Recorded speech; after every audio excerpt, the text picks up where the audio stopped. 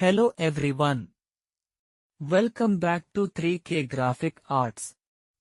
In this video, you'll learn what the baseline grid is, why it's important, and how to use it in Adobe InDesign to create perfectly aligned text across your pages.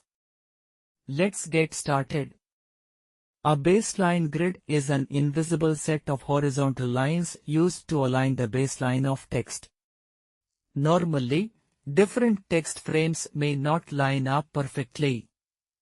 But when you align them to the baseline grid, every line of text sits on the same horizontal position. It gives your layout a clean and consistent appearance. First, go to the View menu.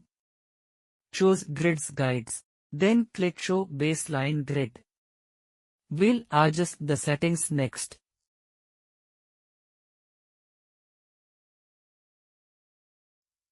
Go to Edit Preferences Grids. Here you'll find the baseline grid settings. Usually set this to 0 mm or match your top margin.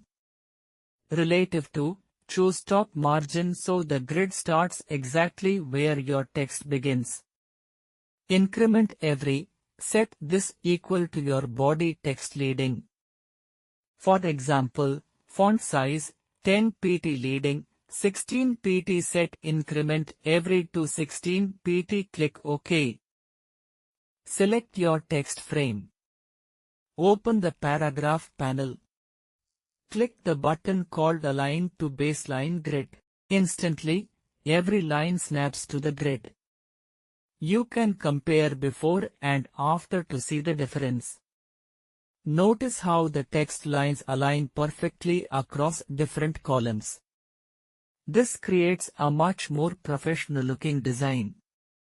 Use baseline grid when designing books, magazines, catalogs, annual reports, newsletters, long documents.